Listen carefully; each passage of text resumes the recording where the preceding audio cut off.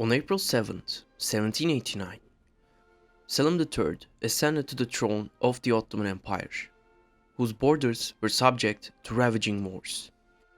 While the sultans of the Ottoman Empire continuously enjoyed their uncontested rule against their people, a month later Selim's ascension, the Estates General would convene in France for the first time in 175 years. The events that would follow would lead to the French Revolution, whose leaders would decapitate their king, Louis XVI, just a few years later. The Russian ambition to extensively push towards the south had brought the Turks and the Rus against each other many times beginning from the 18th century. During Selim III's rule, the empire was in fierce battles with the Russians, who remained the Turks' designated enemy throughout the 19th century. The Iaşi Agreement in 1792 would substantialize the imminent Russian threat emerging on the East Balkans. The Ottomans thereby recognized their loss of Crimea and ceded some territory on the Balkans. In the face of territorial losses, the empire sought remedy in the form of reforms. Selim III's reaction to the unrelenting defeats was to abolish the corrupt Janissaries, which then constituted the backbone of the Ottoman Empire's military might, and replaced them with Nizam-ı Cedid, literally the new order. The Sultan didn't know he would face a similar fate to that of Louis XVI. As the blood of the Ottoman dynasty was sacred, Selim III would rather suffer strangulation in 1808 at the hand of revolting Janissaries, bringing his rule of 18 years to an end. Mahmud II then ascended to the throne and abolished the institution of Janissaries that had taken Selim III's life.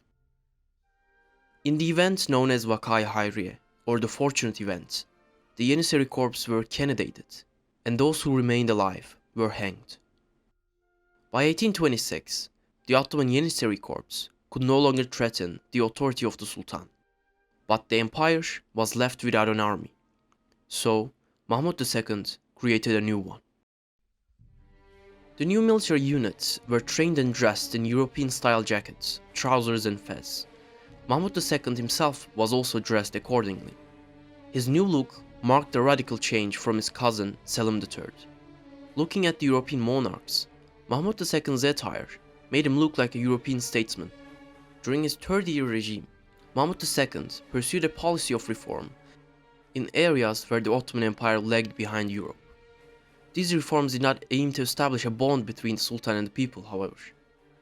Mahmud II's intention was rather to consolidate the authority of the Sultan by infusing his European mentality into the newly established Ottoman institutions through a series of reforms he had enacted, hoping the reforms would be the indicator of improvements the empire direly needed. His reforms laid the foundation for the succeeding Sultan to issue the Edict of Tanzimat in 1839, revamping the Ottoman way of living. Starting from the military, the Edict of 1839 introduced social and economic reforms.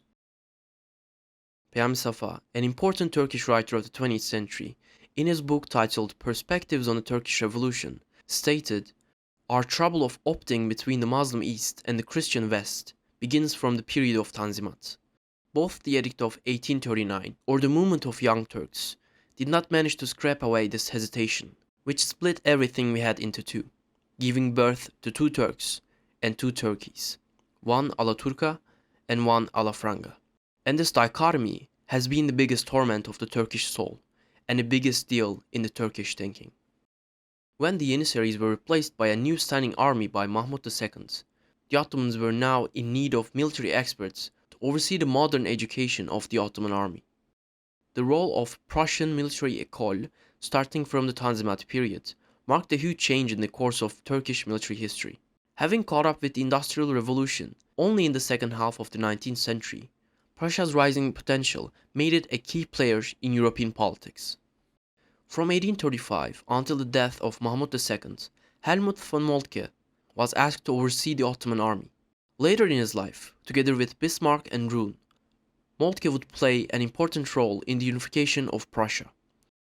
The military cooperation with Prussia would continue into the empire's last years, substantially shifting the Turkish elan. One of the most important movements of the modernization period was the schooling of the army. Military schools were opened in 1834, setting an example and starting point for other military and educational institutions. What followed were military secondary schools, military institutes, and military high schools. And now, beyond the Ottoman people and intelligentsia, the military staff too, who had been educated in these institutions that were the product of these military reforms, had seen the state the empire was in, and thus began contemplating on what could be done to save the empire. As will be seen later, the majority of men who changed the course of Turkish history, Mustafa Kemal Atatürk, Enver, Cemal and Talat Paşas, as well as İsmet İnönü, Kazım Karabekir, Fevzi Çakmak, and many more, were educated in these very military schools and were members of the CUP, who later took part in the shaping of the Turkish Ilan in the faces of idea and action. By the 19th century, the Ottoman Empire had been left out of the diplomatic process that formed the basis of the concert of Europe. They would rather go on to fight major battles against the Rus in the 19th century, which gradually crippled its hold on the Balkans and the Caucasus. Not only the empire's exclusion from the European political scene, but also the echoes of the 19th century's sociopolitical developments made the empire vulnerable for any possible attack. The empire could not suppress the increasing intensity of the revolts in the Balkans, triggered by nationalistic sentiments. A devastating loss would come during 1827. With the intention of helping the Greek cause, the allied French, Russian, and British navy would wipe out the Ottoman naval powers in a battle of Navarino. A few years later, the winners announced the Hellenic Republic of Greece to be independent from the Ottoman Empire in the 1830 London Protocol. The Greeks would be recognized as independent by the Ottomans just 2 years later, in 1832. With such swift victories, a question was forming in the minds of the Europeans, which would come to the fore in political discussions of the coming decades: the Eastern Question, or the partition of the Turks' decaying empire among themselves. The Crimean War of 1853, which lasted for 3 years, prompted the inclusion of great powers for the sake of balance of power, but also for each power's stake in the dying empire. The Ottomans battled against the Rus on all three fronts: the Balkans, the Caucasus, and the Crimean Peninsula. The land and naval battles contested the powers of each parties, especially in the Black Sea. The colossal failure in Sinop in 1853 had shown that Russians were holding an undeniable advantage in their navies against the Ottomans. While the Russians almost took no damage, the entire Ottoman navy was sunken with the Russian new technology of explosive shelling. Had it not been for the great powers, who joined on March 1854, the Ottomans' position in the battle looked grim. The great powers' involvement in the subsequent battles had been decisive. They had successfully achieved their goals of keeping the Russians at bay, and therefore maintaining the balance in Europe with their victories in the Crimean Peninsula. The Treaty of Paris was signed in 1856, concluding the war. They would be admitted to the concert of Europe, and the powers would respect and guarantee the territorial integrity of the Ottoman Empire.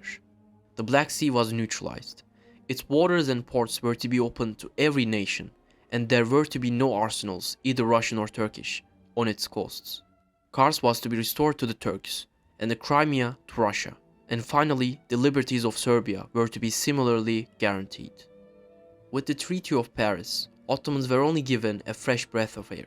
The Sultan was to have his chance, free from all interference, friendly or otherwise, from his powerful neighbor Russia, to put his house in order. But that was certainly not the case for the Ottomans, who failed to set things in order. In fact, the worst days had not even arrived. The great powers' aid in the Crimean War might have helped the Ottomans to continue their feeble rule in the Balkans, but soon the Ottomans in Europe would be no more. Pan-Slavism was swarming through the Balkans, urging the people to revolt against the Ottomans. The gospel set forth by the Russians led to a great Pan-Slavist Congress in 1867. Thereafter, books and pamphlets were swarming the Balkans. Serbia, Montenegro, Bosnia, and Bulgaria were filled with secret societies. prompting continuous riots and revolts against the weak Ottoman Empire. In 1876, Sultan Abdülaziz, who had been ruling for some 14 years, had been strangled to death by a group of people in the government who were linked to the young Ottomans. They had demanded an end to the unrelenting loss of prestige and a series of revolts in the Balkans, as well as a constitutional monarchy like that of Europe. The successor of Abdülaziz would be Abdülhamit II, who obeyed the reformists and enacted the first Ottoman constitution, Kanuni Esasi, or Basic Law, and the constitution provided a framework for a parliament. But the upcoming war swept away the hopes of liberation for the young Ottomans. The Russian War of 1877 was a complete disaster for the Ottoman Empire. At the behest of Alexander II, the Balkan nations would unite against the Ottomans, who ultimately faced a devastating loss of territory and influence. Almost in every battle, the Ottomans fiercely lost against the Russians and their soldiers accompanied by the Balkan nations. Especially the loss of Plevne, now a small city located near Bulgaria, had constituted a weakness syndrome for the Turkish conscience thereafter. Having faced defeat, the Ottomans submitted to the Treaty of San Stefanos, accepting a huge loss of territory and the expansion of Russian influence over the Balkans, as well as the sovereignty of Balkan nations to an extent. Montenegro and Serbia were to be recognized by the Ottomans as independent. Loss of influence over Bosnia and the loss of control in Batum and Kars followed. A Greater Bulgaria was created, constituting an autonomous principality in the region. The Ottoman Empire in Europe was practically annihilated. Bismarck, an expert of great power politics, then instituted the Berlin Congress in 1878, concluding it with the Treaty of Berlin. Russia acquired a strip of Bessarabia and retained Batum, Ardahan and Kars. Bosnia and Herzegovina were given to Austria, and the British occupied and thereon administered the island of Cyprus. French and Italian powers looked towards the northern African territories to occupy.